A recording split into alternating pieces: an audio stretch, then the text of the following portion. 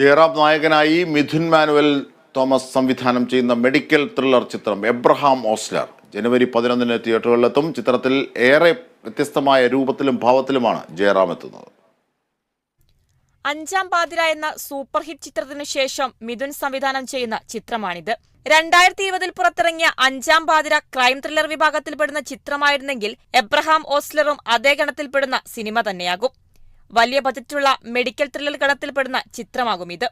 Irshad M ഹസനൊപ്പം Mithun manual തോമസും ചേർന്നാണ് ചിത്രത്തിന്റെ നിർമ്മാണം. മമ്മൂട്ടി അഭിനയിക്കുന്നു എന്നതാണ് ചിത്രത്തിന്റെ മറ്റൊരു പ്രത്യേകത. സിനിമയുടെ രണ്ടാം പകുതിയിൽ 3040 മിനിറ്റോളം നീണ്ടുനിൽക്കുന്ന സ്ക്രീൻ ടൈമുള്ള കഥാപാത്രമാണ് മമ്മൂട്ടി ചെയ്യുന്നതെന്നാണ് റിപ്പോർട്ട്. ഒരു അതിഥി വേഷത്തിൽ ഒതുങ്ങാതെ വളരെ ശക്തമായ കഥാപാത്രമാകും മമ്മൂട്ടിയുടേതെന്നും സൂചനയുണ്ട്.